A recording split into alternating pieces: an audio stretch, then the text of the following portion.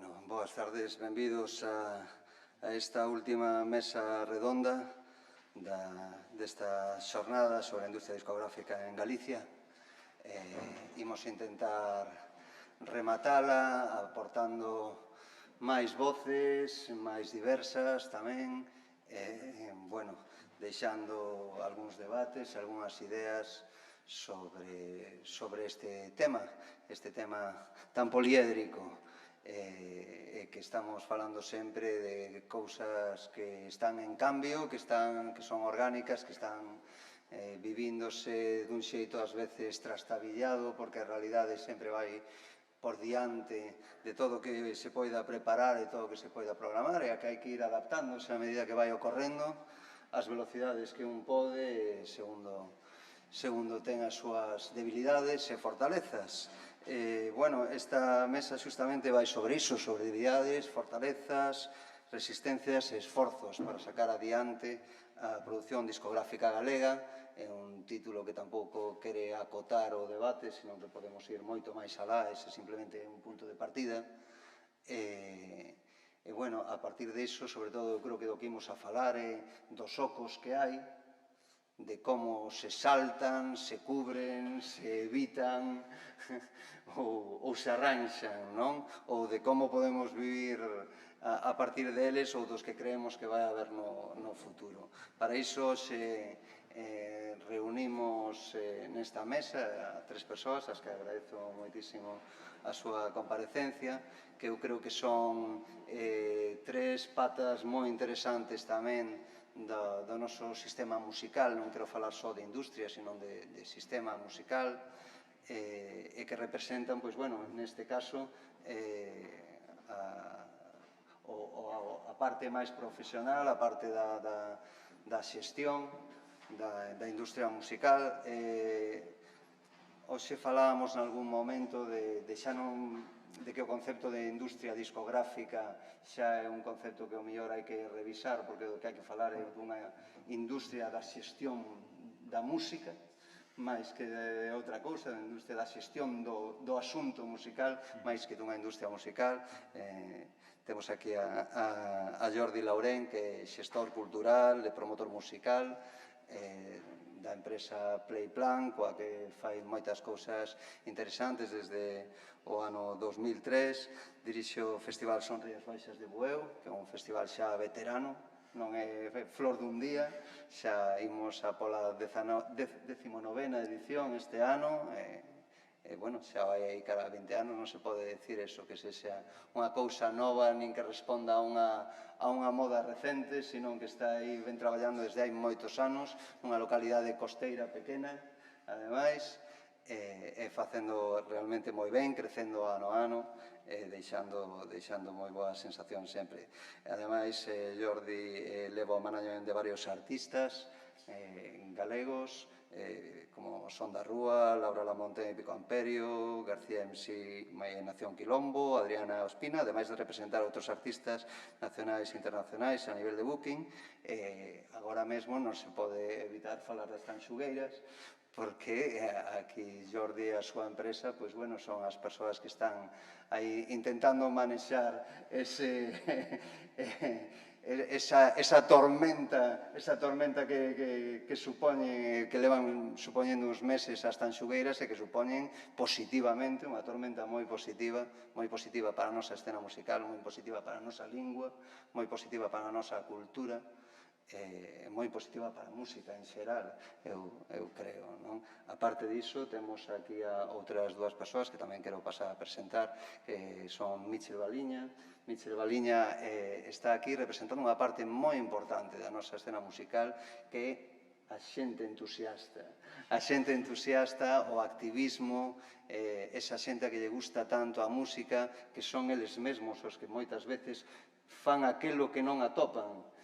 Entón, collen as rendas e din: a mí me gustaría que houvese isto, se non o hai, se non o fixo ninguén, intentan facelo eles. O activismo musical, o entusiasmo musical é imprescindible. Outra cousa é que papel teña que ter para que a escena musical sexa equilibrada, é unha cousa que tamén falábamos en algún momento, pero é imprescindible que exista, Mitchell está, ademais, forma parte dunha asociación que é a Distance Sounds, coa que fixo xa o ano pasado a primeira edición da Feira Disque Disco de selos independentes, selos alternativos galegos, a primeira feira ao disco neste sentido, de selos galegos. Creo que este ano xa está aí preparada a segunda edición, da que nos vai falar tamén un pouco. Tamén, ademais, creador e responsable da web de información musical Solo Folar, coa que leva desde 2016, creo, de 2016 facendo a información que a él lle gusta, sen ninguna presión, sen publicidade, nin nada, e buscando aquilo que lle gusta. Bueno, falando do que quere, abertamente, e, bueno, demostrando aí unha vez máis ese entusiasmo do que fai característica el. Ademais, bueno, é colaborador en vandalismo.let, en Mundo Sonoro, que organiza unha proposta de concertos inusuais, concertos íntimos en lugares diferentes, que se chama So Far Sounds, na Coruña, que xa leva cantos anos? Co COVID tivo o paro, obligado, pero levamos desde 2019. Desde 2019. Moitas gracias. E, bueno, aparte diso, Michel é músico. Tamén. Ten tocado en varias bandas de rock que ten estado sobre os escenarios tamén, co cal tamén a súa mirada tamén vai ser un poquinho esa.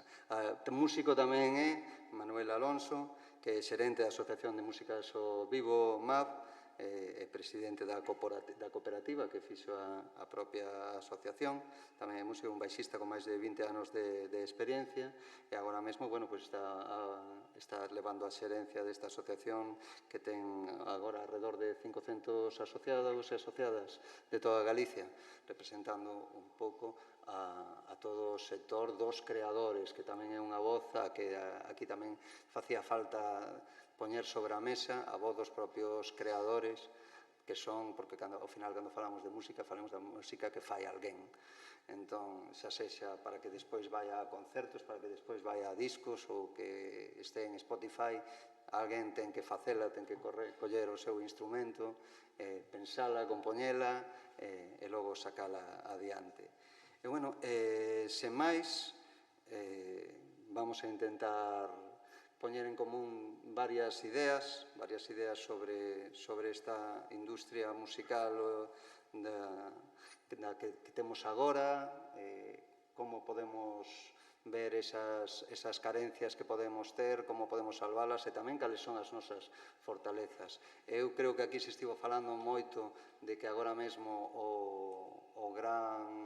o núcleo da sostibilidade dunha industria musical son os directos. Entón, me gustaría empezar, por exemplo, por ti, Manuel, para que nos dixeras efectivamente cal é a postura dos músicos nese sentido, unha vez que non de vivir discos xa non se pode vivir, o sea, de facer discos xa non se pode vivir, perdón, e hai que empezar a pensar nuns directos, nunha exhaustividade a hora de dar directos e como se pode afrontar iso desde a perspectiva de músicos que, bueno, pues todavía teñen que facer diso unha forma de vida, non?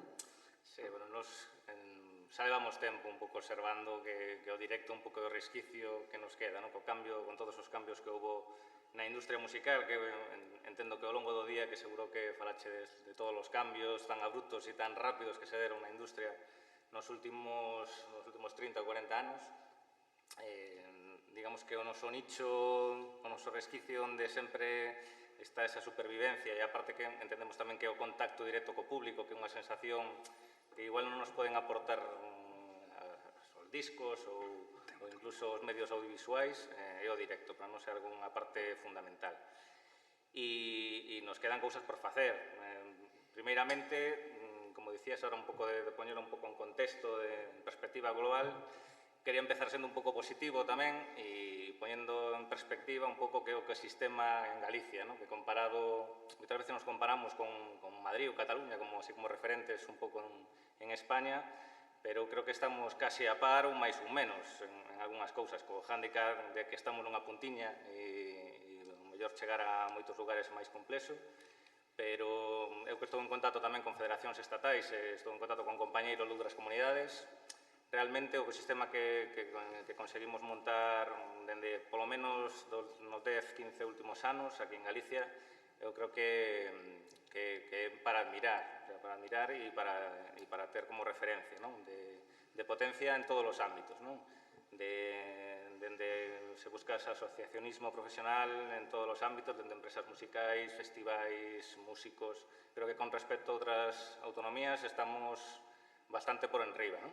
Nos quedan eivas, lóxicamente, moitas delas, pero entendo que quería poñer esa pequena guinda un pouco de positivismo, non? Que con respecto a outros territorios estamos bastante avanzados, por así decirlo, non? E nada, en canto a industria discográfica en sí, unha pena, sinto non poder quedarme aquí o resto das charlas, que seguro que eran moi interesantes, pero, bueno, que comentabas ti, con todos estes cambios que houbo, eu creo que, digamos que todos os cambios de formatos, os cambios de venda dos proxectos musicais, para nós o directo sigue sendo ese punto de referencia de contacto co público, o contacto directo, onde se mide un proxecto musical de verdade. Entendemos que é o punto principal que temos que fortalecer e, de feito, é unha das reivindicacións ou dos puntos que máis atención lle poñemos dende a Asociación de Músicas, polo tema de, sobre todo, en canto ao cumprimento de legalidade, dignificación do colectivo, empezando polo propio colectivo, que nos temos que dignificar nos mesmos e bueno, ir a tocar como temos que ir a tocar, con todas as legalidades que nos asisten. Queda aí, creo que, bastante traballo, tanto dende o punto de vista, xa che digo, do propio músico, para que colla consciencia como traballador tamén da cultura, que é importante, como tamén en parte dos promotores, de organizadores de eventos, que tamén teñen que ser conscientes. Entendo que nos últimos anos houve un cambio de chip bastante evidente, agora estamos asistindo tamén a moitos cambios nese senso importantes, co tema do Estatuto do Artista, coa reforma laboral, con todos estes cambios que nos veñen un pouco así de golpe, pero que eu creo que o camiño vai por esa liña un pouco. Jordi, ti compartes o positivismo que di Manuel sobre a nosa escena respecto a outros territorios? Sí e non. É dicir, positivismo, eu trato de ser moi positivo. Que acontece?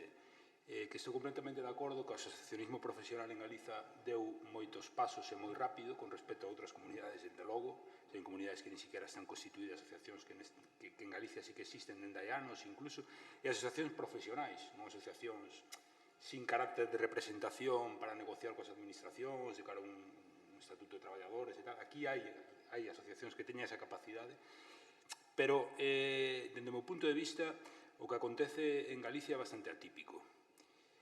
A capacidade creativa dos artistas foi e é espectacular. A capacidade de profesionalización deses proxectos e deses artistas sigue sendo tremendamente escasa. Eu atopo varios motivos, pero vou a ir aos fundamentais. Eu creo que un dos piares básicos é que sempre se esqueceu que para desarrollar a carreira dun artista é necesario que se desarrollen outros perfiles profesionales paralelos.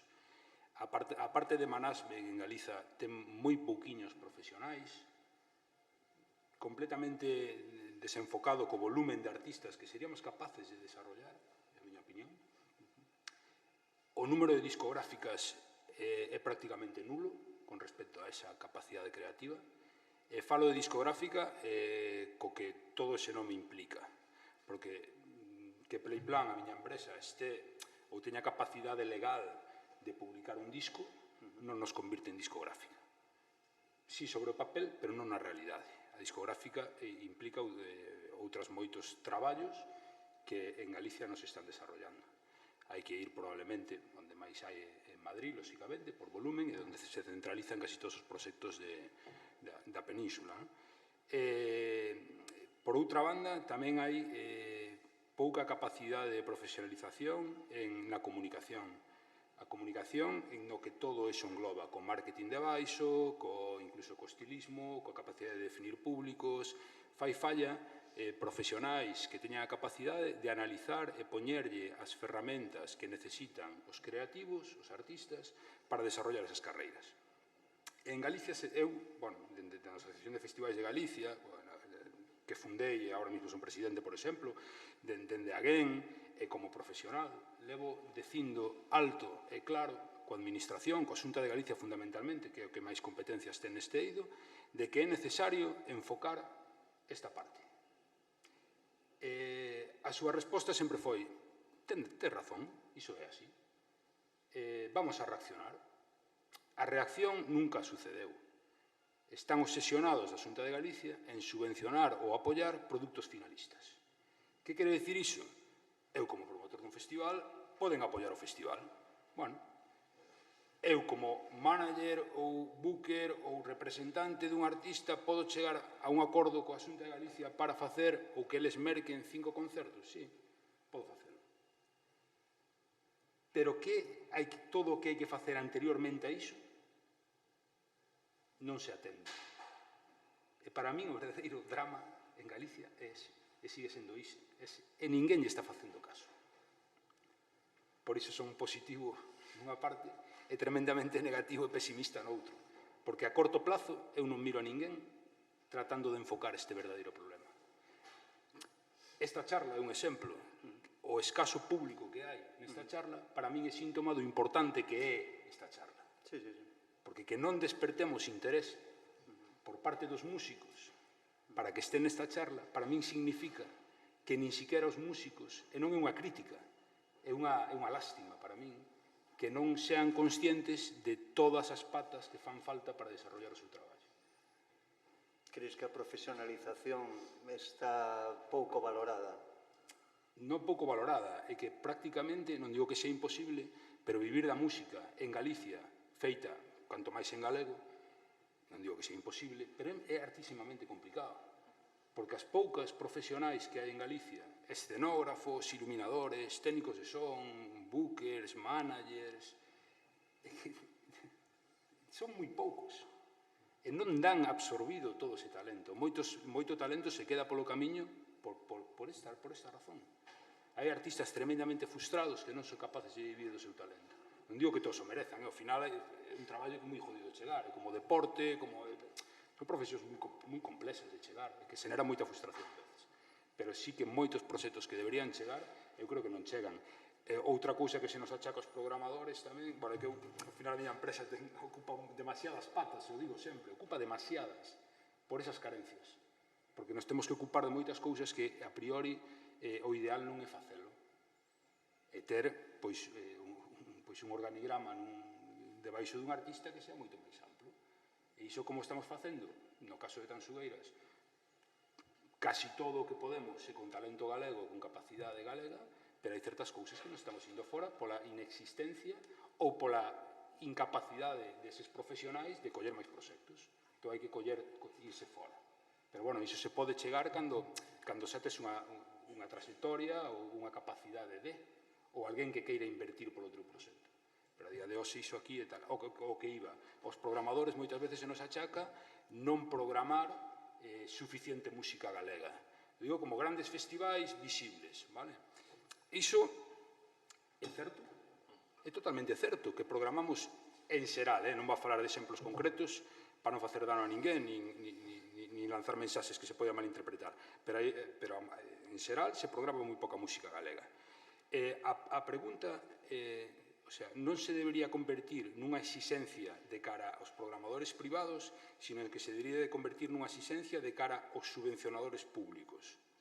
É dicir, no momento que existan cartos públicos, debería haber uns criterios públicos que teñan moi claro de por qué e que hai que cumplir para que se poida obter esos recursos. Estou mirando todos os contratos de patrocinio que está sacando os Xacobeos en día, que nin se nombra, nin se valora, pero non só os artistas galegos, sino o tema feminino, medioambiental, social, territorial, todos esos valores esqueceron completamente, dan completamente igual. A mí como profesional me costa moitísimo, e como xestor cultural me costa moitísimo entender que é o que está acontecendo. Cando noutros sectores é que acontece. No teatro sí que, por exemplo, 100%. Sí que hai limitacións, tantos porcentos que hai que cumplir os galegos, e na música é super complicado. Quitando salvadas excepcións, non sei como. E nós tamén observamos o tema ese, que cada vez, quitando o ano pasado, que foi así, digamos, o pois unha cousa Sí, bueno, excepcional, entendendo, por o tema da totalmente. pandemia, pero sí que observamos esa falta de programación de artistas galegos totalmente, con a queixa que vamos novos tamén reivindicando en de sempre. E incluso o que facías ti alusión da profesionalización, que é algo que nos tamén levamos con iso dende sempre, en todos os ámbitos, empezando polos músicos, tamén está un pouco a dificultade de facer chegar esa profesionalización aos propios artistas, non canalizalo, ao final, o xeito de canalizar as axudas, esa profesionalización, habría que botarlle un ollo tamén e darlle unha volta. Completamente, é difícil para os profesionais, xa para os profesionais chegar a esas axudas, mas para os non profesionais é tremendamente, casi inviable, seguramente. Bueno, antes Mitchell me estaba justamente falando diso, porque Mitchell xusta fai este proxecto tan bonito a través da súa asociación da Feira do Disco, de selos galegos, que é unha cousa que non había, a fai a través dunha asociación, e xustamente por iso ten certas vías pechadas ao non ser profesional, cando, cantos poden ser os exemplos que todos coñecemos ou nos que vos seguramente participastes en algún momento de cousas que empezaron sendo non profesionais e que acabaron xustamente non só sendo cousas profesionalizadas, senón sendo a base dunha empresa sólida. Entón, claro. O que estaba a dicir Jordi, eu creo que ten moita razón. O que pasa é que o primeiro que dixeches é a pouca xente que hai e o pouco interés que hai. Eu creo que o primeiro que habría que facer tanto programadores como medios de comunicación, como agencias de management, é mostrar a estea galega que temos, porque a estea galega ao final se demostra que non chega a xente. Ti mismo dixeches que a administración, a xunta, os concellos xogan a caballo gañador. Entón, a xente vai consumir o que lle vas poñer aí. Entón, eu creo que estou moi de acordo contigo que hai unha cousa aí no medio que falla, que cheguen a xente. Profesionalidade dos músicos. Un músico empeza con moita ilusión, moitísima ilusión. Eu vou facer o que sexa, que non sei que. Que pasa? Que ao final, precariamente, non ten ingresos, e ten que vivir de algo. Se non vive deso, ten que buscar outros camiños, outras vías, para ter uns ingresos. Entón, o que falábamos antes, a ilusión pódese perder, xa non é profesional. O 95% dos músicos. O 95% é que é o triste, non se pode vivir exclusivamente da música. De feito, eu, dende fora, o que vexo que son os programadores e os managements, algúns, os que realmente viven da música. Eu coñezo a poucos músicos que viven exclusivamente da música. Contados tamén, hai moi pouco volumen. Que iso tamén chócame un pouco, non? Porque aquí en Galicia, o que che dicen cando che vin aquí, eu coñezo o teu festival, coñezo o tal, porque hai 10, 12, 15 festivais que se coñecen. Hai máis festivais que eses que non se coñecen. Entonces, eu coido que falta algo aí, que falla algo no medio. O sea, falla dende a ilusión que ten un músico por crear un grupo e crear a súa música ata chegar a tocar nos Rías Baixas, por exemplo. Falta algo aí, falla algo. E o público, o mesmo. Eu coido que o público, que o sinto moito, pero botalle moito a culpa, que non se molesta sequera en investigar, en explorar, en coñecer, con todo o que falaban antes das redes sociais, que ti, a golpe de clic, tes todos os artistas habidos e por haber. Que é verdade que eso ha perdido a música, parece que perdeu un pouco de valor, pero, o sea, tes unha cantidade impresionante de música de calidade, non estou falando de... Entonces, eu coido que o que falta aquí é dar visibilidade a todas esas cousas un pouco máis pequenas, non só a administración, senón todo o que sería a xente que rodea todo o mundo da música. Programadores, salas, festivais... Eu creo que habría que facer un esforzo un pouco máis colectivo nese sentido. Non só votar porque eu era dos que lle votaban sempre a culpa a administración. Pero non, o sea, tamén parte de culpa, parte ao mellor do ecosistema musical. Penso eu. No, 100% de acordo. Eu son asociacionista en ADN O sea, a miña empresa naceu de asociacionismo, e sigo vinculado ao asociacionismo, ahora profesional, pero, bueno, ven sendo un pouco esa unión humana por conseguir un fin. Eu son tremendamente crítico con nós mesmos, coas asociacións. Creo que estamos facendo un traballo que non estamos sendo capaces de visibilizar, non externamente, que iso de menos, sino de visibilizar internamente coas administracións. Somos bastante desastre nese sentido. Así como somos admirables por outro lado, somos capaces de sentarnos nunha mesa que é algo moi positivo, somos capaces de enfocar problemas entre nós, é algo tremendamente positivo, pero sempre nos falla o seguinte paso. Non existe unha gran federación da música en Galiza, non existe, nin siquiera, casi nin se plantexou, e levo anos insistindo en que é necesario, pero non se chegou a dar ese paso. Creo que é necesario ter un gran interlocutor ou un conxunto de interlocutores, pero que poidan falar como das necesidades da industria real, porque Festivais de Galicia pode atender as necesidades puntuais de festivais.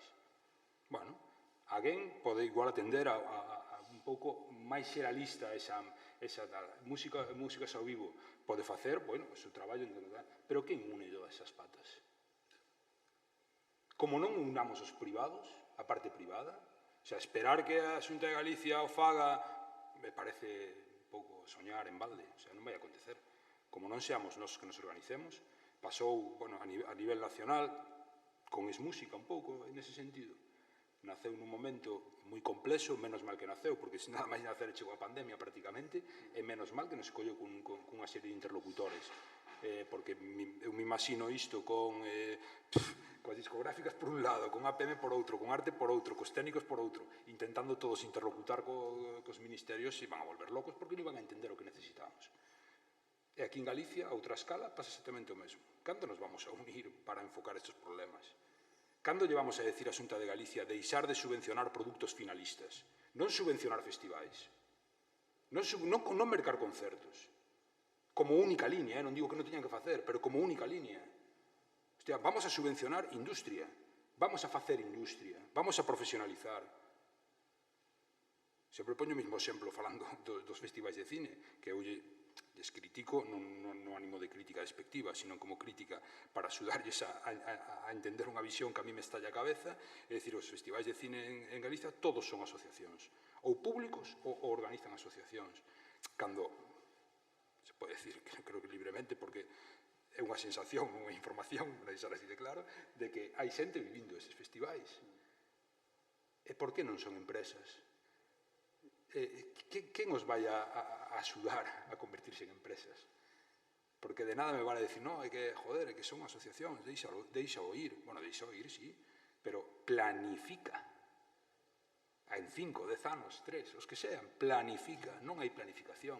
E a planificación, a macroplanificación, neste caso, a gran escala a nivel Galicia, penso que hai que levála tamén a micronivel de cada artista. Eu penso que fai falta moita máis planificación da que se ten.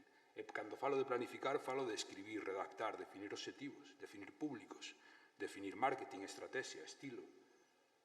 Non quere decir que nós, os profesionais que traballamos con artistas, debamos meternos en terrenos artísticos, é dicir, non, o que falábamos antes, un tema de 45 minutos ou de 30 segundos, bueno, non o sei, tío. É unha parte creativa en galego, en castelán, en inglés, en francés, eu que sei, tío. Hai cousas tan evidentes, a nosa parte o que ten que facer é coller algo, axudarlle ao artista a ver ou a que exprese que é o que quere facer e a onde quere ir, e facilitarlle as ferramentas e abrirlle os camiños para que se poida chegar ali. Hai xente que ten moi claro que quere tocar en Galicia. Que hai de malo?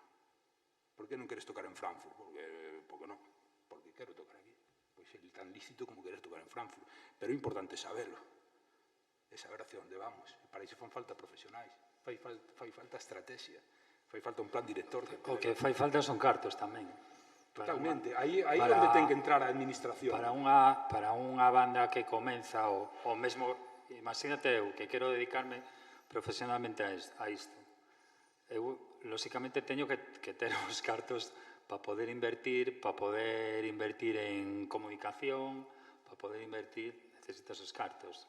E arriscándote todavía, e tío sabes mellor, que o mellor a banda dentro de 2 meses se acabe. Sí, se non lle das os resultados. Pero é compatible. Responder as preguntas e especificalas é compatible con fracasar ou non poder. Eu penso que é compatible. Eu cando me reúno con un artista, podes axudarnos ao management e tal, a veces faz preguntas moi ben respostas e a veces se quedan con cara de hostia, nunca había pensado en eso, pois me parece de puta madre. Piénsalo e cando lo sepas lo hablamos. Porque se non, o resto non podemos traballar. Eu non te vou a levar a onde eu creo que te teño que levar, porque non vai a seguir ben, basicamente. Bueno, Porque que se además, no a profesionalización require unha formación, non? Quero dicir, para chegar a ter profesionais, esos profesionais teñen que aprender. Antes falábamos da falta de grandes referentes onde aprender. Hai moita xente que ten aprendido certos oficios relacionados coa industria musical ou coa industria discográfica en outros centros urbanos nos que se acumulan empresas, van traballando nesas empresas que xa están consolidadas, as ven funcionar ou teñen unha referencia de algún sitio de formación. Quero dicir, para aprender ti tes que ter uns referentes e unhas maneiras de aprender esa formación profesional, xa sexa arreglada ou non regulada, senón a través dun conducto de práctica, a través dun conducto de uso profesional directamente, de aprendizaxe, como aprendices, pero esos referentes aquí tampouco os hai. Entón, ou estamos falando de xente que ven de fora, ou estamos falando tamén da necesidade aquí dunha formación ou dunhas canles de formación para crear profesionais, non? Quero dicir, vos agora tedes a sociedade cooperativa, por exemplo, na que lle estáis explicando a xente cousas moi básicas, me imagino. Pero super necesario. Sí. Eu creo que por aí tamén empeza todo. Pero o músico ten que interesarse, non? É certo de que hai escasez de managers, de promotoras profesionais, se queres, compro completamente, que é certo, pero creo que debemos empezar a casa polo chan, e iso empeza polos artistas, un pouco, non sei onde metemos aí un pouco máis intensidade un pouco formativa o que se pretende, non? De cousas básicas que teñen que saber. Eu creo que o artista ten que saber poucas cousas, un pouquiño de cada cousa, para saber onde ten que dirixirse, onde ten que preguntar, con quen ten que apoiarse en cada paso da súa carreira. E, claro, non hai unha única tipoloxía de artista, hai mogollón, dende un tipo que fai tradicional, ata un tipo que é un traballador dunha orquesta de verbena, ata un tipo que ten o seu propio proxecto de jazz. Por exemplo, non se parecen en nada. Son realidades laborais, de traballo, incluso a nivel artístico e creativo, totalmente diferentes. Nos temos que empezar a responder un pouco a todas as necesidades desta xente. Eu creo que empeza todo un pouco pola propia dignificación do traballo dos músicos, dos creativos. E a partir de aí, empezar a expandir hacia o resto da cadena de valor que é normal e que é certo que hai eivas. Hai eivas a nivel de management, que debería haber.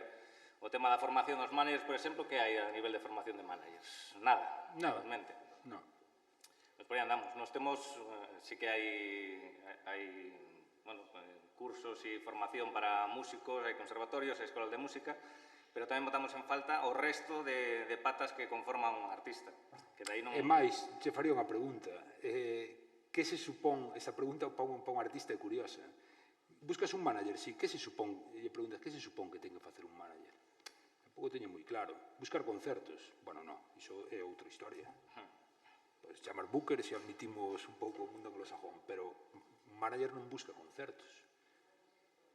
E para eles, normalmente, a pregunta e a resposta inicial, buscar concertos, que é o que quero? Pois entón non buscas un manager, buscas outra cousa, cuidado con que... Bueno, pero tens que saber, ou deberías poder saber, non, o que necesitas en cada momento. Se necesitas un booker, un manager ou outra cousa.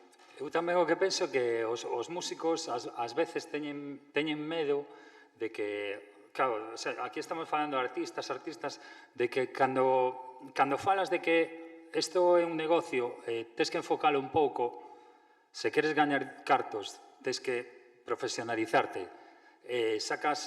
tes que facer isto, non, pero eso non o podo facer, a arte... Porque hai moito romanticismo todavía. Hai moito romanticismo.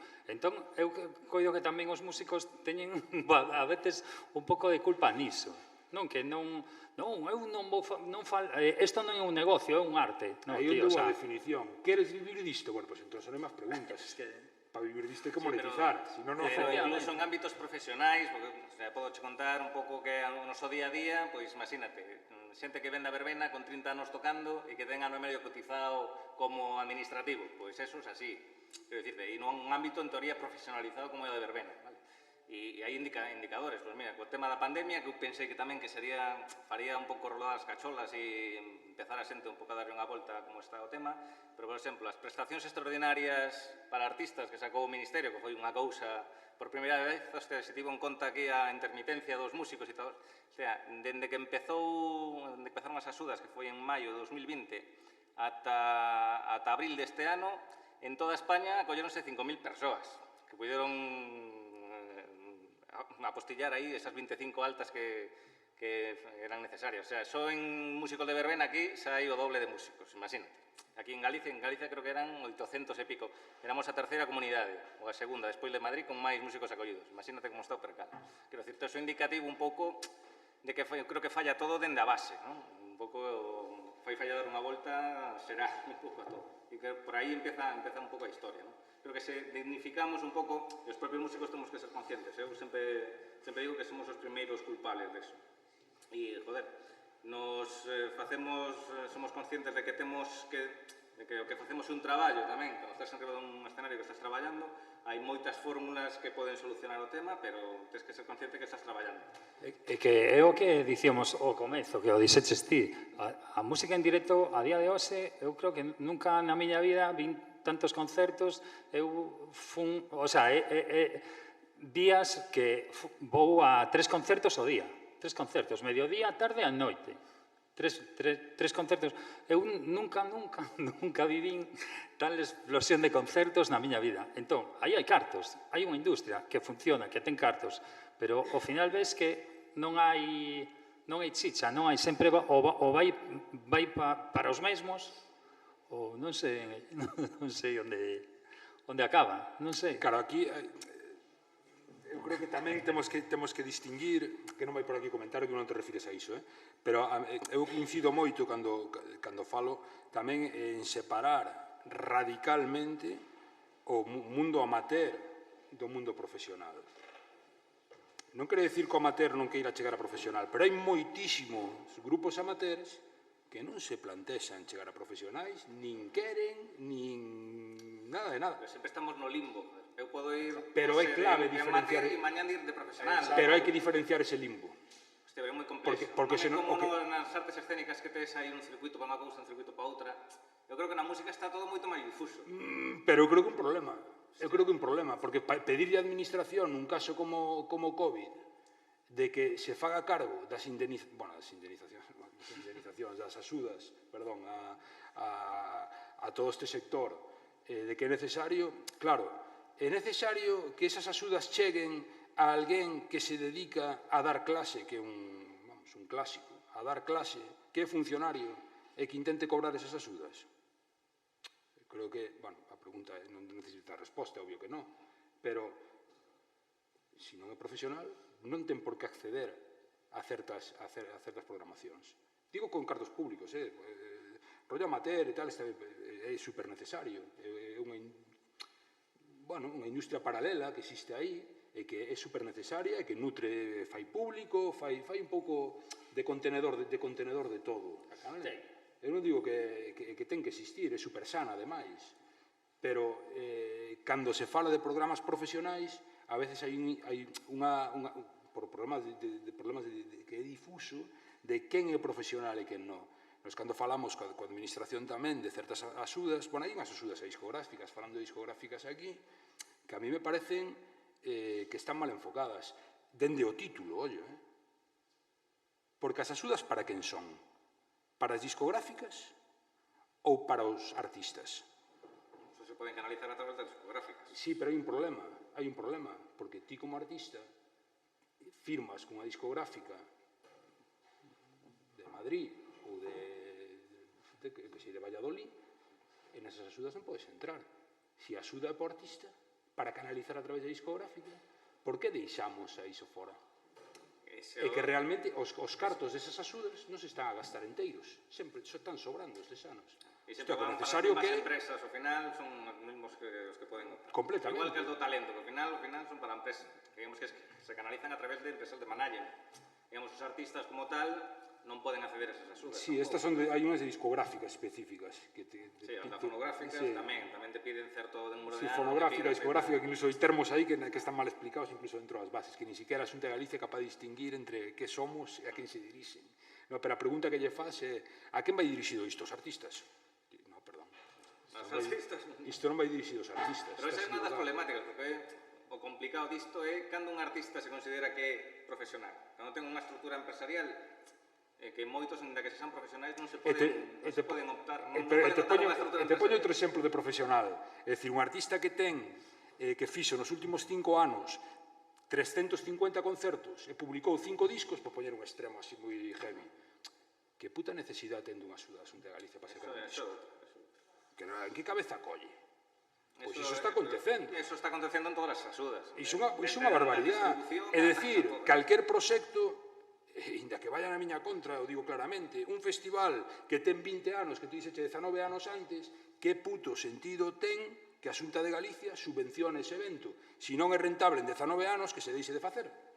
Que veña outro que o faga millor.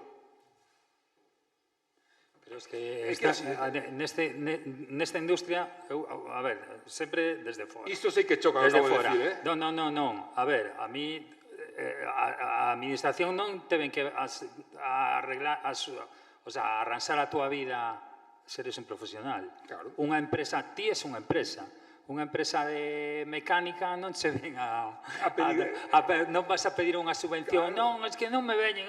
O sea, teño que comprar certa ferramenta e tes que pagar. Pois eu penso mesmo en eso. Estou completamente de acordo contigo.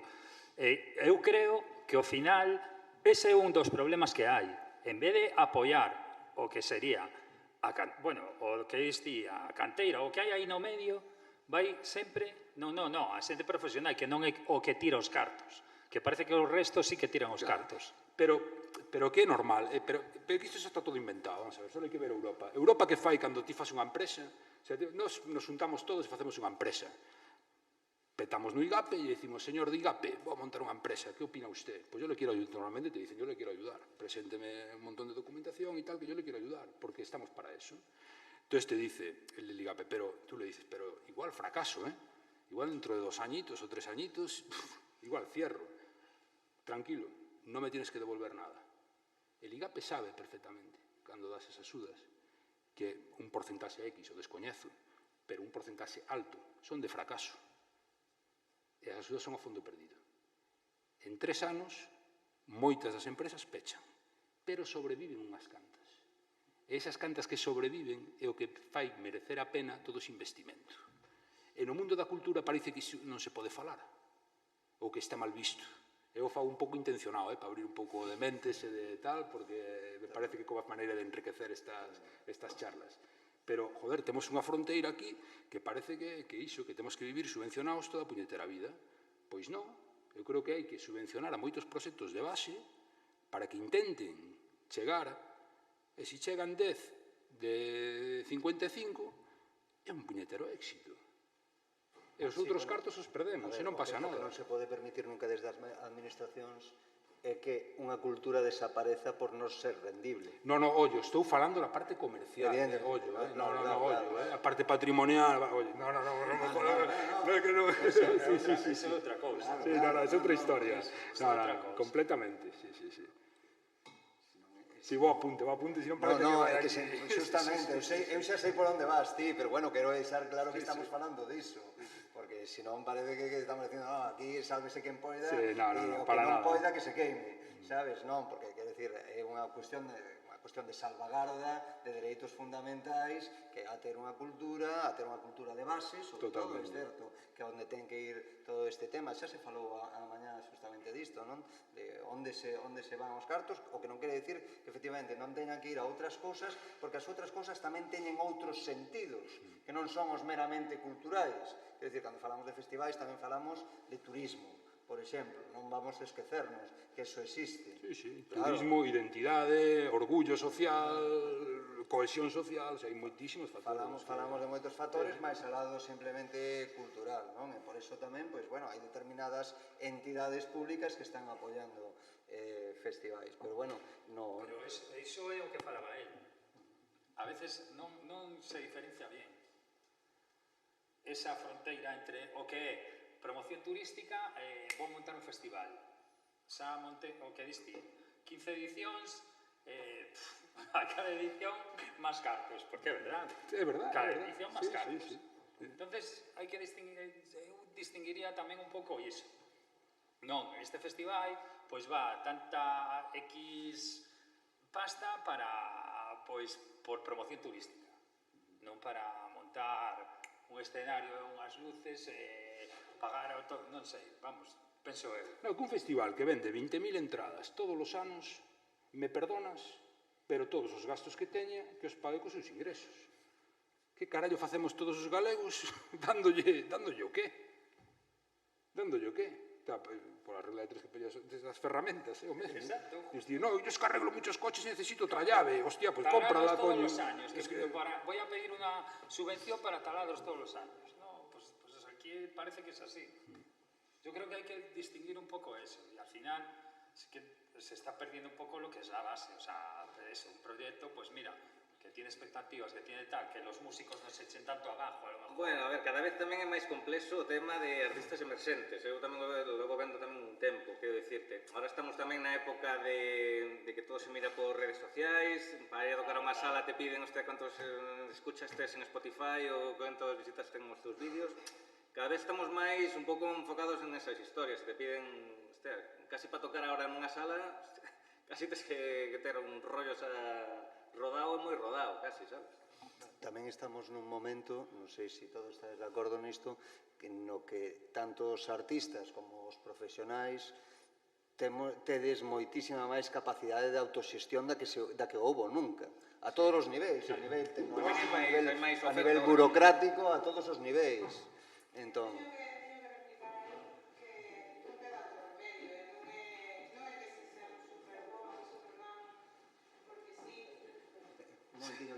que pasan ao micro.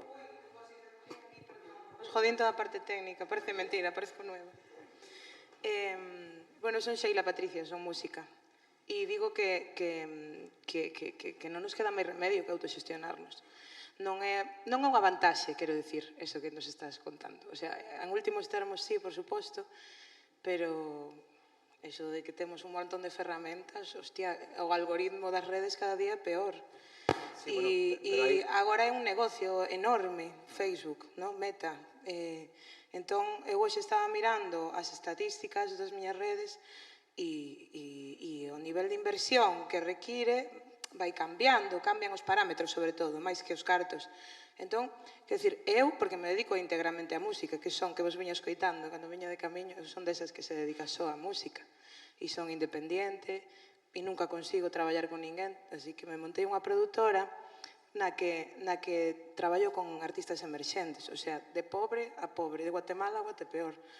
Entón, quería falar tamén, xa que teño o micro ahora, de que estaría moi ben que dende o privado se apostase, porque eu que non son ninguén e podo facer isto, axudar os artistas emerxentes, darlles unha man e apostar por eso, por que non dende o privado as grandes produtoras, Jordi, Víctor, toda a xente que está aquí en Galicia, por que non dar un cupo, bueno, eu sei que non é o vosso caso, pero dar un cupo para eses artistas emerxentes, non? E o que se fai, e adosalos para ver como funcionan, compartir públicos, non?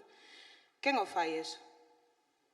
Faino cando xa é con 20 e ten un público xerado, pero quen o fai cun artista emerxente de calidade que está compartindo mellor cultura, patrimonio inmaterial, porque a cultura é unha cousa e o ocio é outra. Entonces, bueno, me callo que vine de olla. Non fai falla que te calles, Sheila. Benvida a tua opinión. Eu só que te quería decir que cando eu falo de que hai unha capacidade de autoxestión, falo de moitas ferramentas que existen incluso a nivel tecnolóxico. É dicir, hoxe en día un artista como a ti non necesita ir a un gran estudio e unha serie de cuestións que se necesitaban hai uns anos para facer un disco propio en condicións.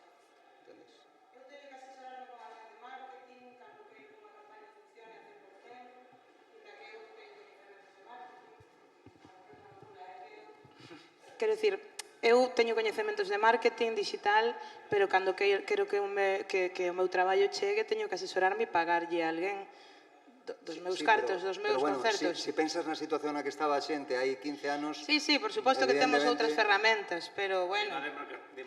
Tamén antes ti tocabas moitas veces no mismo bar do pueblo e ibas xenerando un público e entón aí vas crecendo, medrando, non?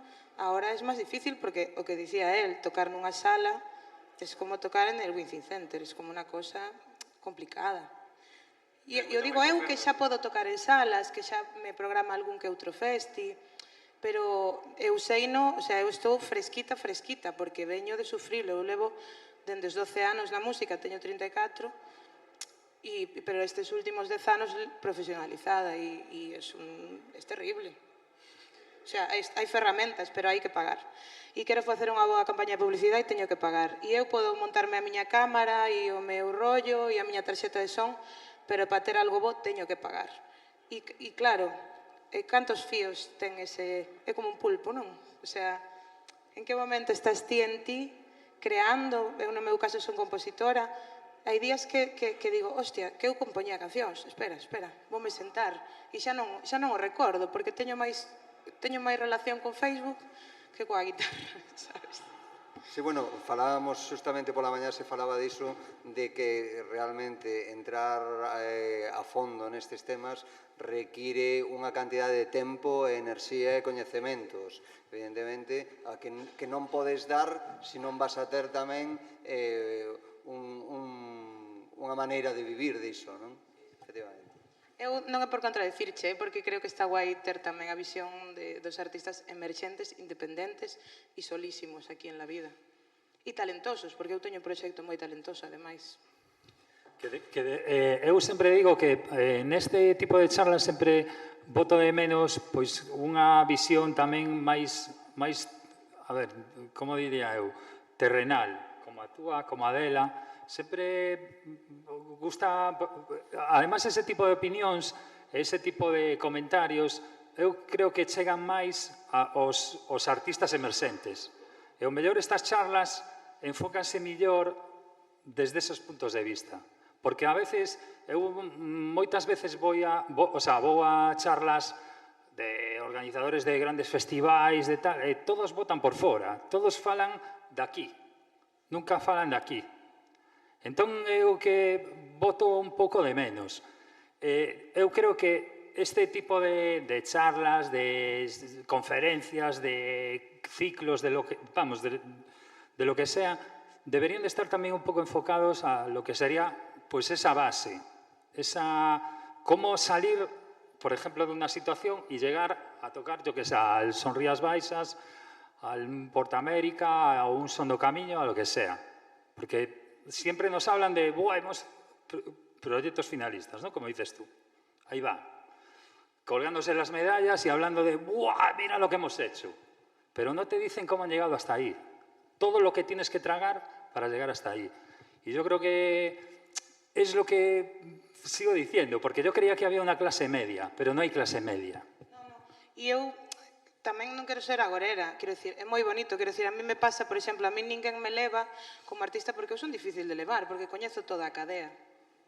Entón, a mí, si me dices que tú trabajas al 15%, ou al 20%, ou al 50%, me da igual, e te levas un 80%, e o meu caché me dis que son 3.000 euros e o vendes por 5.000 e tal, vou non saber, porque eu chamo a intervención do Concello ou falo co tipo do festival e lo averiguo. Sabes? Entón, claro, a transparencia, todo eso, apréndese aí, e apréndese como é a máquina, e daste de conta, responsabilizaste, non? Eu, por exemplo, sei que Jordi ten unha mirada moi horizontal nese... O sea, como que sinto que se visualiza guai, non? Dende todos os polos, e hai que ver... Por poñer un exemplo, eu onte vin a Foliada de Crechas, primeiro porque me lo paso genial e está a miña xente, pero eu veño como un exercicio de parte da miña carreira, aí. Entón, veño aí e antes de entrar na porta tuve que contestar un mail porque me pediron un orzamento e querían saber unhas cuestións antes deso. E eu estou respondendo un mail de un programador antes de entrar na folia de creches. E onte, pois, seguín ata tarde porque había xente que me interesaba estar con ela e aos 8:30 da mañá estaba no ordenador programando as campañas do carallo estas. Sabes? Entón, quero dicir, non quero ser agorera, pero isto é lo que hai, si queres que máis ou menos funcione o proxecto, sabes? Sí, pero eu sempre, para temos falado disto, máis eu, é o único camiño ese, realmente, é o único. O sea, o soño este de que eu teño moito talento tocando a guitarra ou o que sea, e me van a vir a buscar a casa para que poñerme no escenario máis grande do mundo, iso é completamente irreal. É dicir, hai moitísima xente con grandísimos talentos, non só musicais, sino en calquera faceta da vida, de como non teña esta faceta comunicativa, transmitidora, posicionamento, ou crechas, ou o que sea, de estar aí, estar posicionada. E xa che dixen que ti, por exemplo, para min eres un dos grandes exemplos, e te emprego a veces como exemplo, moitas veces sin decir o teu nome, pero pensando en ti, de o xeito que hai de intentar chegar a algo. Pero volvemos ao que falamos antes. Para min o que falta, no voso caso, no teu caso en concreto e de outros compañeiros, é realmente esa capacidade que fai o IGAPE realmente de coller X proxectos, que non digo que teña que facer IGAPE, que probablemente debería ser o Agadic, o que pasa é que nin o entenden, nin parece que o queren entender, de que colla, me da igual, un proxecto, 25, ou os que se poidan, para que chegue un, 2, 5, ou a veces ningún, que tampouco vai a pasar nada. E iso non se lles pasa pola cabeza na puñetera vida. A Fundación Paideia intentou facer algo tal, pero hostia, o que a mí me parece sorprendente onde Agadic, que son moi crítico con Agadic, porque creo que debo serlo. Porque creo que, bueno, da igual, por qué. Son moi crítico con Agadic, tal. A mí o que me sorprende do Agadic, joder, é que a Fundación Paideia se poña a facer un programa formativo, e onde estaba Agadic? O outro fai unhas charlas e non sei que, onde está Agadic? Ao lado. Coño, pero que non estes ao lado desas historias, tío, que fagas a túa política de verdade e financiada, non te arrimes a outro dándolle 5.000 euros para sacar 4 fotos, joder. É que ademais é un sector moi caro. Sí, sí.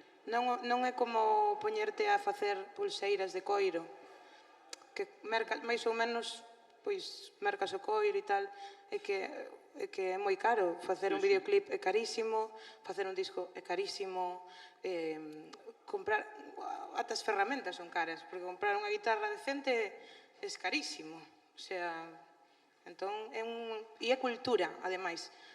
É cultura a que facemos a maioría das artistas galegas. Entón, responsabilidade, claro. Pero eso é o que falamos antes. Todo é carísimo, necesitas cartos. Se non tocas, non hai cartos. Entón, ao final, sempre como a pescadilla que se muerde la cola, ¿no?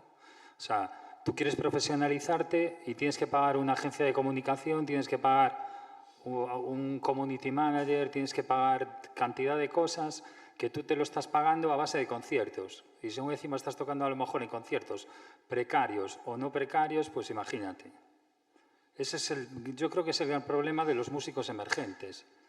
Y al final, pues es eso. O sea, tú, joder, que eso lo puedes decir tú. Hay muchos grupos que pagan empresas de comunicación para salir en X medios, para darle X bombo, para poder tocar pues, en X festivales a tal hora o lo que sea. Y eso es una inversión que es mucho dinero. A mí me han dicho grupos que gastaron más en lo que es comunicación que en grabarse un disco. Muchísimo más. Seguro. Y antes, joder, grabar un disco ya era el no va más. Pues ahora me dicen que grabar un disco, pues ¿qué es eso? Que comparado con el desembolso económico que te haces con una comunicación, con un community manager o lo que sea, que no tiene, con una campaña, bueno, que como se llama ahora, ¿no? Campañas de lanzamiento, lo que sea, pues que no tiene nada que ver con lo que te gastas en un disco. Canto custa poñer unha pancarta no medio de Madrid coas tanxugueiras antes do Benidorm Fest, Jordi? No. Custa máis que facer un disco ou Que por costa aí? máis que cartos, Dame bastante vergoña decir unha verdadeira salvajada. Unha verdadeira salvajada. Sí, directamente. Sí. paga a pena, se supón. Home, medir unha campaña É dese un tipo, pero iso son as casuísticas anecdóticas que mola para botarlos as risas, porque nun momento moi particular e tal, a mí me dis que mañá lanzamos un disco de quen sea, dun nivel terrenal, e que vamos a poñer unha lona na Gran Vía, eu che digo, estás mal de la puta cabeza, donde vas? O sea, que haces? Vale demasiado, non ten moito sentido dedicar ese recurso a iso. Hai outras moitas patas moito máis necesarias que a iso. Pero sí que é certo que salirte do convencional te facilita chegar a chamar a atención, que agora é tremendamente difícil chamar a atención coa música. Por qué? Porque que haya tantas ventanas no que amosar a túa música, tantas redes sociais, bueno, mira, hai un móvil enriba da mesa, me sorprende, supoñía que habería 4, ¿no? Está constantemente a música presente, nun ascensor, nun centro comercial, nunha tenda, en calquer red social, o sea, todo o puñetero día estamos, polo menos, coa música sondeando, outra cosa que prestemos atención. Pero está presente a música na nosa vida. Pero claro, tanto input, que cerebro xestiona? Ningún. Como eres capaz ti de chamar a atención? Pois iso é realmente a base de marketing e comunicación. Por iso, gravar un disco non ten ningún sentido, bueno, ningún sentido, do punto de vista comercial, insisto, que estou máis enfocando meu, porque vos estades na outra línea. É dicir, que sentido ten se non vou a facer nada con el?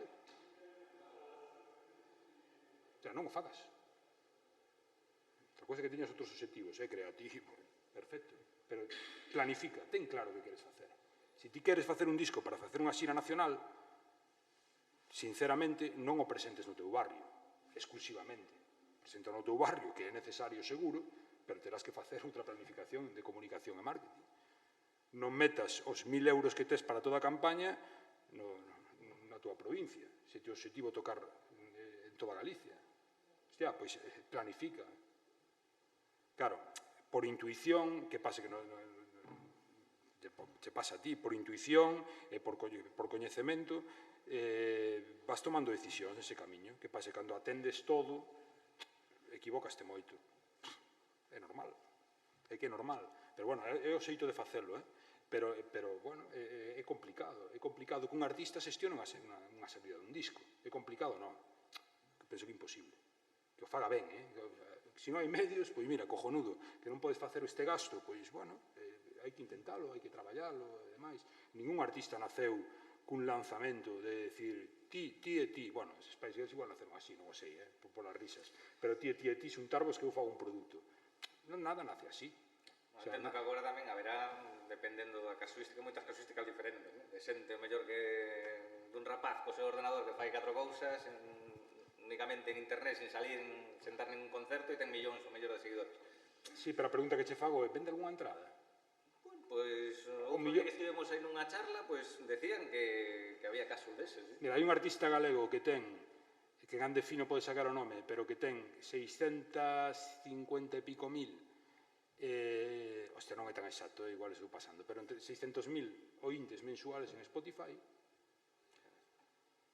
Galego, Non vos vou a decir eu. Creo que se falou... Se atopades, buscar cantas entradas vendes. Sí, creo que estaba aí el. Sí, do norte. Pero non, te quero dicir que se pode dicir que lo sabe, pasa que é feo dicir nomes, pero é unha casuística de reventalo en streams, en Spotify, en YouTube, creo que vai como un cañón tamén, pero non se traduce nunha venta de entradas. Pero en ningún lado. Sí, pero o raciocinio da xente é automático. Decir, hostia, lo petas aquí, lo petas allá. No. Claro, digo porque eso que te comentaba antes, que a mí me ten pasado con determinados grupos, que para ir a tocar unha sala, que xa o primeiro que fan é te miran ali os perfiles, escoitas, quero dicirte que me boto en falta tamén un pouco esa programación dos programadores, un pouco que tiñan o seu público, eu iba a determinadas salas porque sabía que me fiaba do criterio dese programador e tal. E agora parece que se complicou un pouco xa, non sei, pola teima esta dos sold outs, de ter todo vendido en todos os bolos, me dá un pouco esa impresión. Sí, pero as salas é sensación miña ou, vos fago esa pregunta, ou é real? A venta de entradas con respecto a 2019 é catastrófica a día de hoxe. Eu creo que depende de en que xéneros. Eu te podo decir que aquí en Santiago que música urbana, trap, hip hop, rap, se vende moito. En comparación con 2019, insisto. Sí. Ti crees que é superior? Ou que igual, polo menos? Creo que cando menos é igual. E no resto de Igual estilos? ou superior. Eu creo que no resto de estilos xa non sei. Yo creo que cuando acabó la pandemia hubo un boom que duró 2 meses. Ou 15 días. O 15 meses. Yo dije 2 meses. Xa lo loco. Pero yo creo que hubo un boom y sí que es verdad que en las salas había gente, pero la gente se le pasó. Vos lo digo como promotor, que falo con todo. É un puto desastre. Yo que voy mucho a las salas. É un desastre. Mucho a las salas y sí, fue cuestión de eso, no 15 días, un mes, dejémoslo en un mes y se acabó. Buscar datos de Dua Lipa en Se Barcelona. acabó. Sí que es verdad, Dua sí que es Lipa, verdad, sí que es verdad lo que dice Santi, que sí que lo que es la música urbana pues sí que tiene bastante tirón y sí que Sí, hai pega excepcións, bastante. sí. Hai Pero lo que excepcións. sería, pues eso, una programación, pues eso, a lo mejor Presente más, nas salas menos, seguramente, da impresión. más rock, más tal. Eu me atrevería a dar unha cifra. Eu, con respecto a 2019 a día de hoxe, eu creo que a asistencia a salas baixou ao redor dun 40%. Pero bueno, Vaya a lo dato, mejor, pero a lo mejor también te digo una cosa, yo también se lo achaco un poco porque yo creo que a lo mejor hay ya demasiada oferta, hay tanta oferta. Ah, no, tanta, explicacións, eso é outra historia. tanta oferta. Sí. O sea, sí, yo creo que es una de las razones también que hay. Oferta é algo que apuntaba Josiño antes, que o dixo, porque tampouco estabais enfocados nesa parte, pero dixo unha frase que para min é fundamental: pérdida de hábito de consumos. Estivemos todos 24 meses, por decir algo, xa nin o sei, sin ir a un puñetero concerto. Eso ya viene de antes. Sí, pero a baixada, Eso ya viene pero ya. por iso dixen que a comparación do 19 con 2020, co día de hoxe, a baixada dun 40%. No 2019 estamos nun momento de bonanza a título de afluencia a espectáculos musicais espectacular. Eu non recordo nunca. En 24 meses se foi bastante a la basura. En Galiza estamos cun problema engadido ahora mismo, porque esta reflexión a mí me vale para calquer sitio, bueno, a península, tampouco vale de calquer lado, pero en Galicia estamos nun momento todavía máis crítico, porque o que se está dedicando o Xacobeo é a sobreprogramar artistas que son rentables. E para que carallo Zetangana, Rosalía... E artistas galegos que os contamos cos dedos dunha man. Pero vamos a ver, que eses artistas, a maior parte, así vamos a facer algún dos promotores de Galicia, Sí, bueno, que non sin facía- ningún tipo de non axuda. faría falta que lle deron ningún eso. Para qué? Para nada. Non che Hai que vai poñer o logo. non che vai a decir que todos iban a vir por Galicia, pero se alguno ven non pasa nada. Tampouco fan falta os galegos ver a toda aquí, te quero decir, se algún non ven que lle den, que veña outro ou tal, non? Pero que demonios fai a Xunta de Galicia apoiando toda esa historia? A mí non me colle na cabeza. E máis, encarecendo o mercado aínda por riba. E que os promotores estamos indo ahora a contratar artistas e estamos competindo coa administración. Ti anda, coño, o que falabas ti antes, para que ten que estar a administración? Joder, para os proxectos que teñen interese cultural, artístico, patrimonial, bueno, un montón de cousas que atender. E precisamente se olvidan de todo iso, e tal, o Xacobeo non está só está programando música, é este tipo de música. Do resto das artes eu non sei nada. Se espera algo... Pero yo no quiero ser abogado del diablo y tal, pero detrás de la administración habrá unas empresas promotoras que son las que también... Non, os promotores vamos a intentar, Pero, sí, o sea, pero é que iso é moi lícito, que os promotores intentemos... No, pero digo que evidentemente no es la administración, o sea, a lo mejor la que está gestionando directamente eso. Entonces a lo mejor también se hincha, a lo mejor ahí también hay una competencia... Administración, No, pero digo cho de van primeira a proxectos persoa, finalistas, como decía eu. digo cho de claro, primeira por eso persoa digo, que o que nos pediron a industria foi presentarme artistas o máis guapos e potentes posibles que eu o patrocino. Non, isto non o digo eu, isto foi relativamente en aberto, digo. Pero eso es por promoción turística. Isto é unha puta... O porque, o sea, no, mira, a Galicia vinieron todos estos 70 veces. Y después sí que es verdad lo que hablábamos antes. Joder, pues destina unas ayudas a eso y destina outras ayudas, pues apoyar... Claro, que é necesario que fagan iso tamén, coño. A ver, tampouco vamos a ser ahora aquí os perfectos e tal, que se fixen todos os acobeos e tal, o van facer sempre, joder. Pero que hai do resto, claro, do que diste. Que hai do resto? Joder, me canso de decir en página web, que me fastidia mogollón, pero siempre digo lo de los carteles fotocopia, joder. O sea, yo veo los carteles que me llegan, veo, quiero ir a tal, y son, joder, te puedo decir a lo mejor 10, 12 artistas que tocan en todos los puñeteros festivales. Sí, pero, en todos. Yo entiendo que esto tiene que ser un negocio rentable y hay que sacar pasta, y hay artistas que venden más entradas y que ya te rentabilizan lo que sea un festival. Completamente de acuerdo. Pero lo que no se puede hacer es eso. O sea, no, ¿para qué voy a ir a...? De hecho, eso yo creo que viene en detrimento de que la gente después no vaya a muchos festivales. Coño, ¿para qué los voy a ver aquí si me van a venir a tocar al lado de casa? Yo no me voy a mover a ese pueblo, a esa ciudad o tal, no sé qué, no sé cuánto, porque me van a venir a casa dentro de 2 días. El mismo cartel. Joder, a ver, es que al final... Es que entramos como en un bucle que no... O sea, no lo sé. Yo lo veo como espectador. Todo esto estoy hablando como espectador. Y los mínimos conocimientos que pueda tener del negocio, de la industria musical y tal. Pero eso es lo que veo. O sea, dices tú, joder, ¿y esto pagado todo por la sonda? Aquí, siempre lo mismo. ¿Y dónde están, joder, los grupos que yo escucho que me gustan, que tal, que yo creo que tienen potencial y que, joder, que no hablo de escuchas de Spotify, que, joder, he ido a salas y son, aparte de ser gente solvente, que meten gente en sala. Y por eso. Porque no están asociados a ningún productor. No lo sé. Alfonso, porque a ver...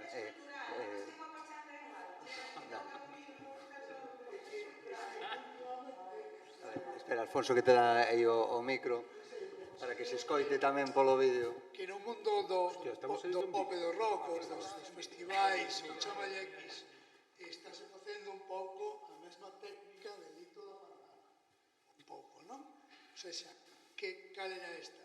Vale, queres o combo, pero metes a París. E nos festivais pasa igual.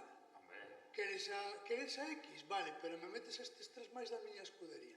E por iso se repiten os cartéis unha e outra vez. Entón, agora non hai estilos musicais. Os festivais, o criterio non é musical nin estilístico. É de con quen se está contratada a produción.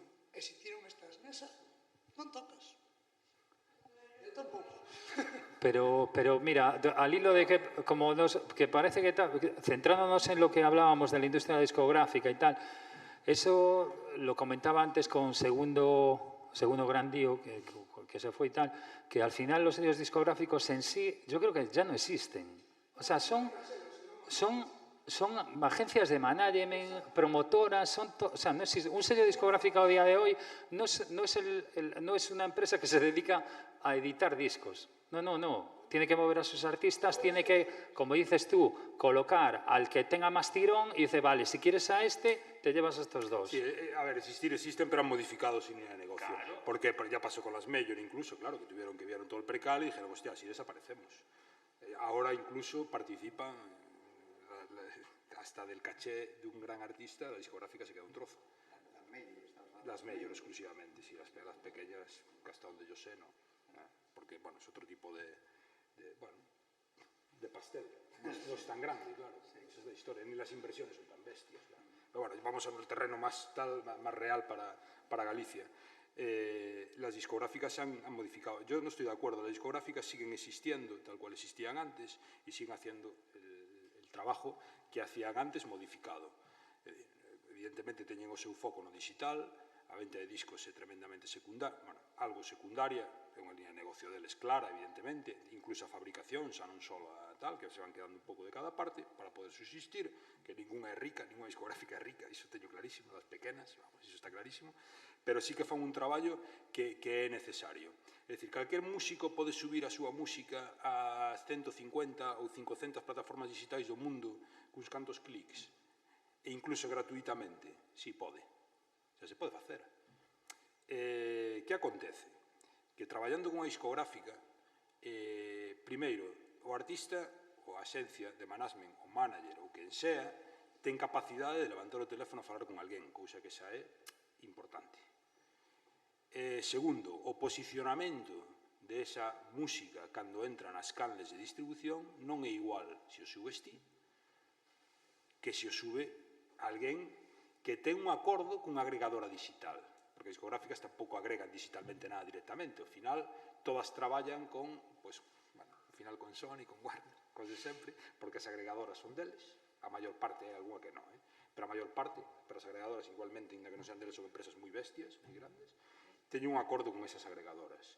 Entón, esas agregadoras fan reunións, son persoas. E nunha mesa deciden que lanzamentos hai este mes. Entón, a ristra, van negociando e enfocando o posicionamento de algún deles. Incluso entrar en listas é difícil. Dende a parte independiente é tremendamente complicado porque esas listas se deciden nesas mesas. Se pode, sí, pero é máis complicado. Poder se pode, pero é bastante máis complicado. Igual un Novedades Viernes ou un tal entras, pero hai unha lista específica de tal, se non che fala outros países e tal, é moi complicado. A veces pasa, porque tamén son persoas, e como persoas escoitan. Algo se lles gusta, en teoría, o poñen, porque realmente eles viven do consumo, nós que lle damos, como creadores, que lle damos cousas, pero tamén viven do que paga realmente, o que paga o cliente. Canto mellor sean as listas, o sea, algo que consideran que ten que estar, vai a estar. Pero moito máis doado negociar, porque ao final se fecha como os carteles dos festivais. É dicir, bueno, queres este disco? Bueno, pois, este tamén. Ayúdame a posicionarlo, aínda que non foran a entrar primeiramente en listas polo tal, pero se queres, e vai, realmente se negocia así.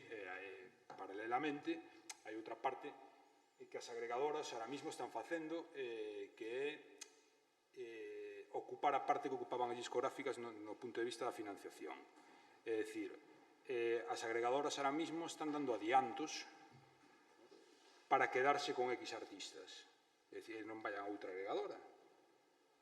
Como se canaliza iso coa discográfica? Que un artista fale cunha... non ten moito sentido, non sei se ocurre en algún caso, non creo que teña moito sentido que un artista fale cunha agregadora. Fala coa discográfica fala coa agregadora de turno. Realmente os cartos chegan a través da discográfica, pero realmente non veñen da discográfica, veñen da agregadora, que se peleou para que ese artista quedara aí.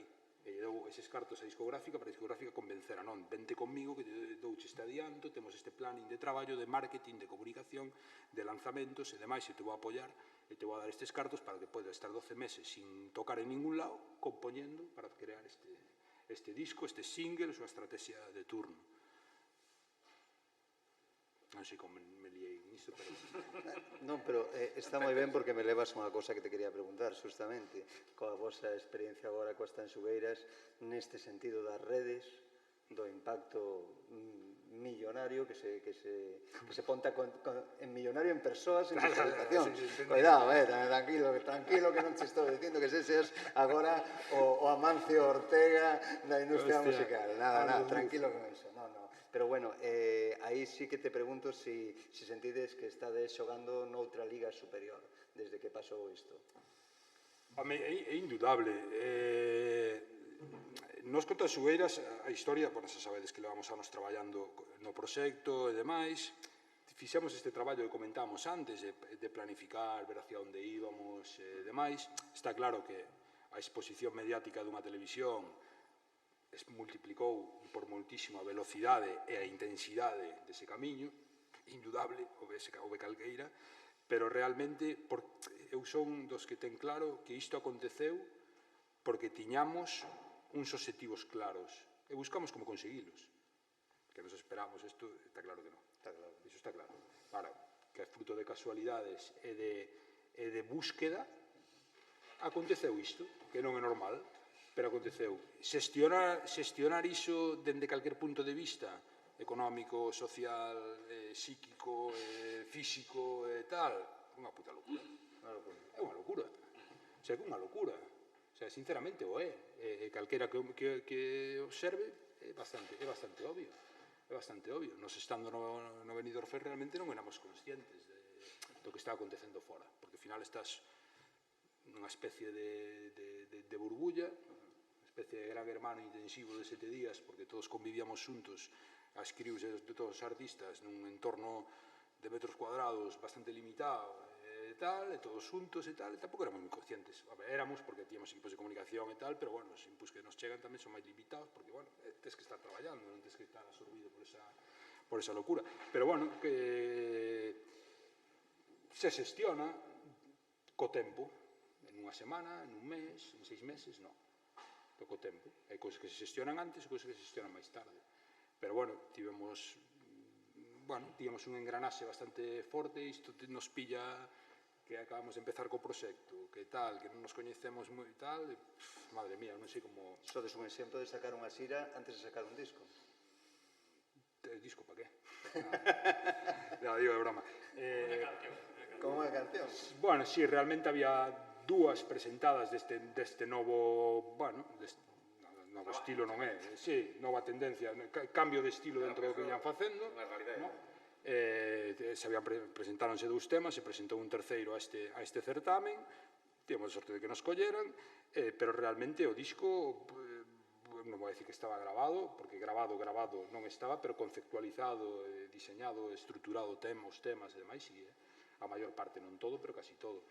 Mais, fruto disto se retrasou, porque o disco xa debería estar... que, bueno, a senda, evidentemente, isto a modificou. Normal é que o disco se estivera publicado aí uns meses, pero, bueno, benvido sea o retraso, non? Tampouco hai que adaptarse ás circunstancias, pero... Esperades que cree un punto de inflexión, sacar un disco, agora, sacar o disco? Depende para qué, o sea, para conseguir concertos, realmente a senda este ano está prácticamente pechada, o sea, non, pero sí para ter ese contacto co público nas súas casas. Que realmente un artista hoxe en día, falamos da importancia dos directos. Os directos teñen moitísima importancia de cara a obtención de ingresos. Indudablemente. Nada que separar. É así. Pero o artista bueno, a ver, hai casos e casos, pero estou generalizando, o artista non pode pensar que os directos é o seu único traballo, en ningún momento.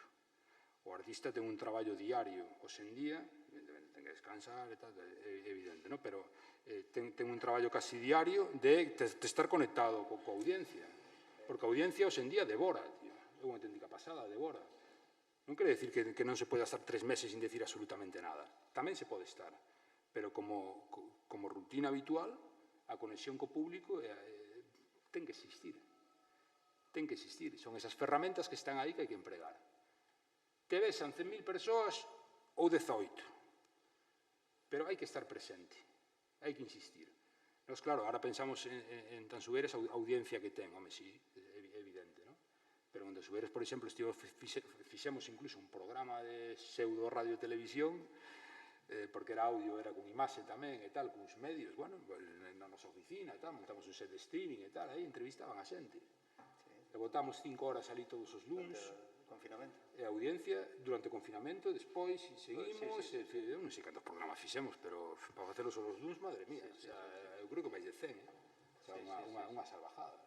Elas estaban ali, os invitados a veces viñan a Bueu, onde temos a oficina, a veces se conectaban, porque estaban en Barcelona, non sei onde, tampouco, os gastos tampouco era viable traelos e tal, entón se conectaban e tal, e facíamos aí, tal, nos pillamos un pouco un equipo para hacer un streaming, tal, non sei que, e aí tal, que audiencia tiñamos.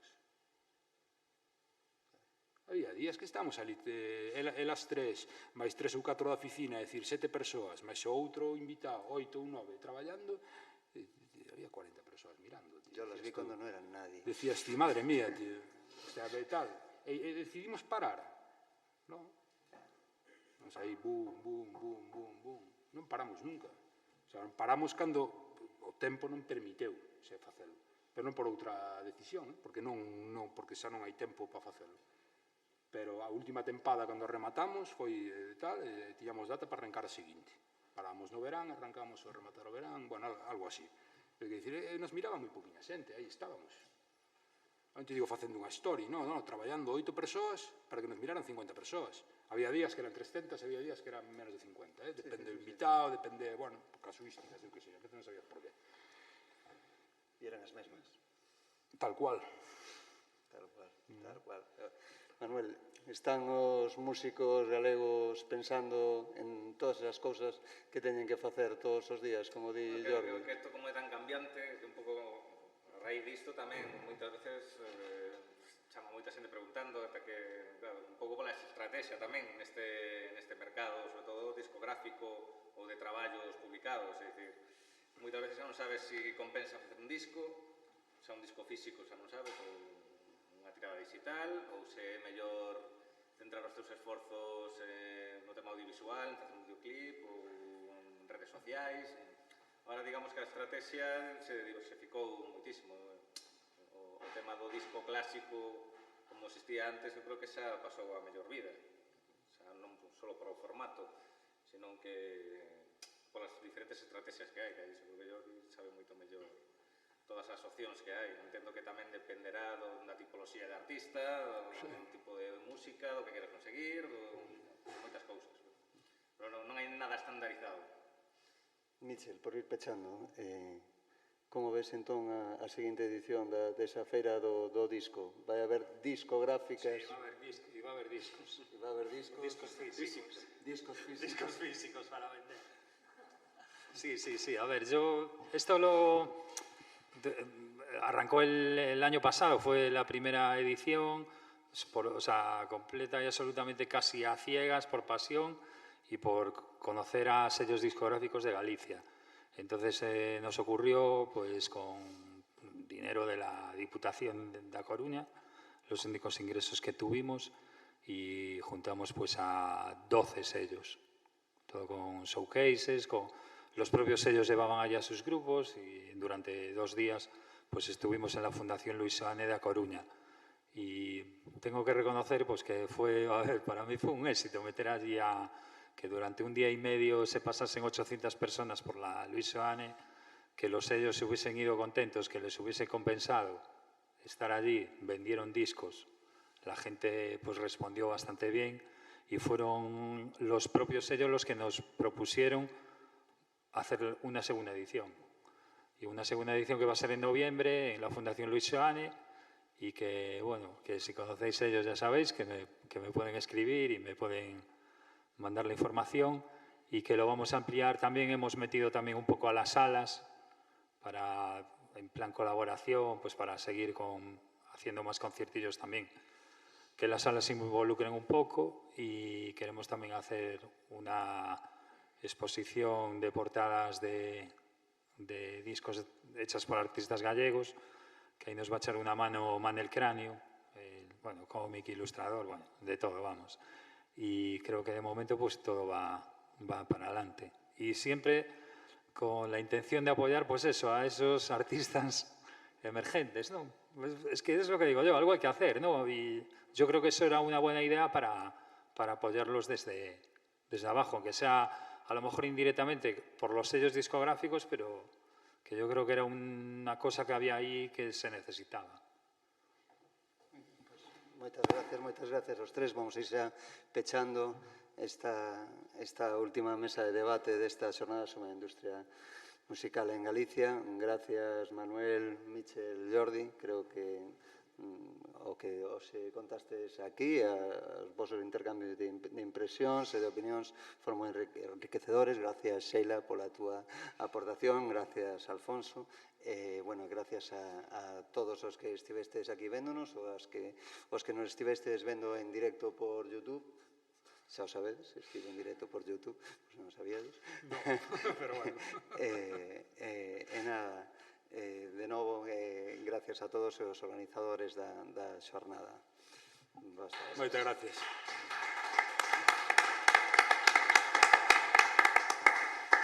Que yo quería agradecer a la organización, quería agradecer a Santi el haberme invitado, y nada, joder, de verdad encantado de haber compartido con los dos, que no os conocía personalmente, y vamos, espero que no os hayáis enfadado conmigo ni nada. Bueno, creo que ni yo más contigo.